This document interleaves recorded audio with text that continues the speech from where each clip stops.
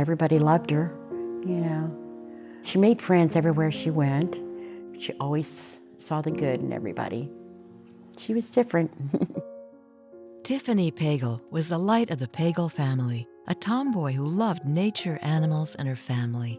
Growing up with 2 sisters and 3 brothers, Tiffany fit in perfectly, wearing dresses, but was also one of the boys. Anytime I had a question about something, I remember going and asking. I was still pretty young, but you know, just teaching how to throw a football, or the best way to kick a soccer ball, or you know, just anything like that. She always made people laugh. You know, she's always putting a smile on someone's face, and always had a smile on her face. So, you know, she brought joy to everybody. You could really consider, you know, my sister being the glue, you know, that really, you know, kept us together and close, you know, as a family. There was no bond stronger than the one Tiffany shared with her best friend and slightly younger sister, Holly. They were inseparable. They were like twins, but Holly's birthday is on December the 2nd of 82, and Tiffy's is December 9th of 81. So for 1 week out of the year, they're both the same age, you know, pretty much. We'd celebrate birthdays together, and everything we did was together, shared rooms together. Everything we did was, you know, we always dressed identical, and everything we did was, you know, like we were twins.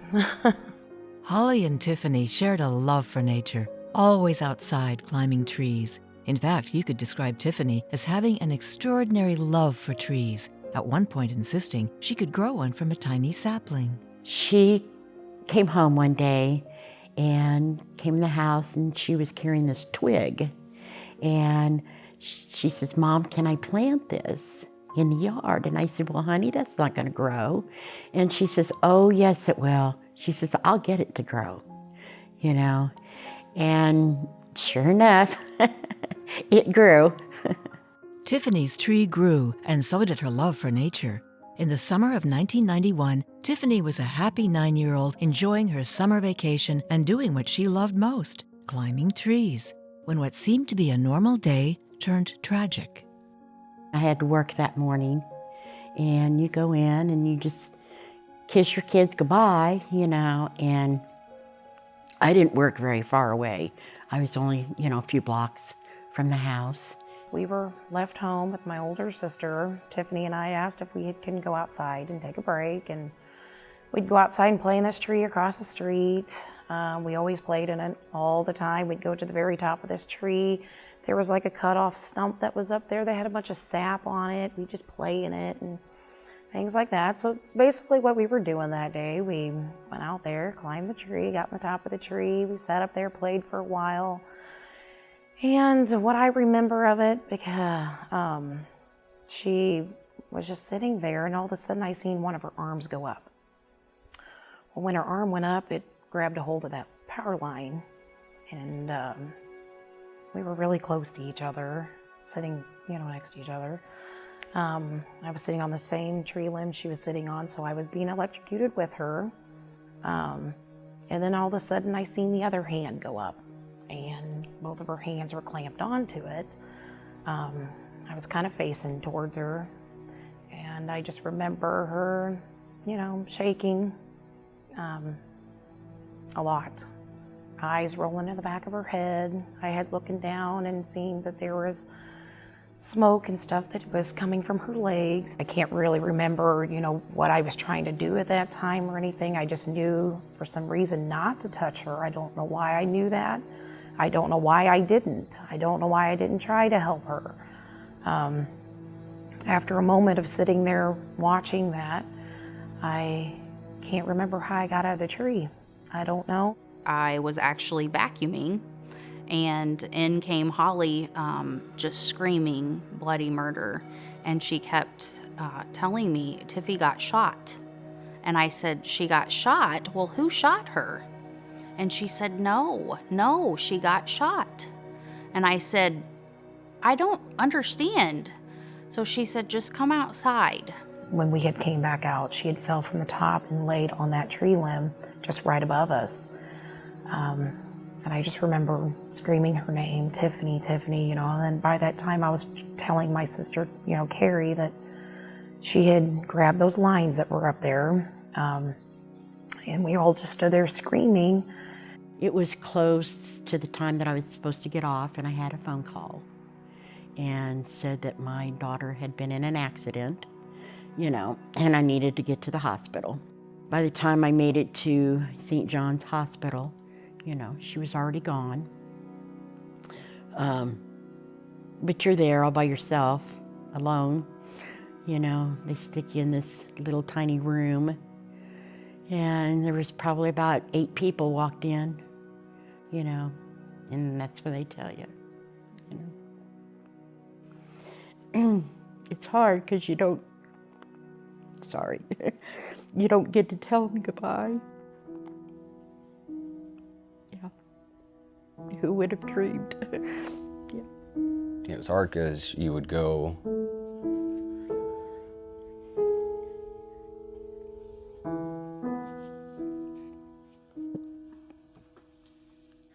It was hard because you'd go to get her, and she wasn't there.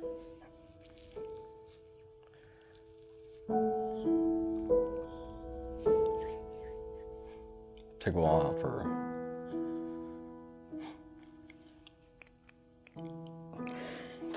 for me to remember that she wasn't there anymore. For Holly, that day in the tree has never gone away. Now in her 30s with children of her own, it's a day that she revisits over and over. It's affected my whole life, to be honest with you. I have suffered all kinds of mental things to physical things today, still even. Post-traumatic stress disorder does take over a lot of your mind. I deal with anxiety issues. I deal with the fear of death. Very overprotective of my children, like probably more overprotective than most people would be. I don't let my kids be kids, and I have a fear of losing them. I just thank God that I only lost one. I could have lost 2, I can't imagine what she's had to go through, But I always try to be strong and be there for her, People just don't realize what she's gone through.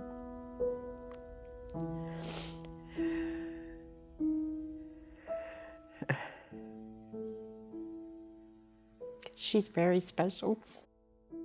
Though it's painful to relive, the Pagel family wanted to team up with Safe Electricity's Teach, Learn, Care program in hopes of preventing other tragedies. They want everyone to understand the danger when trees are too close to power lines, whether climbing, working around, or trimming trees, and to avoid becoming a path for electricity to reach the ground. I do remember lines going through the tree, but I never put thought that those lines were anything, obviously, that could harm you like that. I seen things that an 8-year-old shouldn't have seen.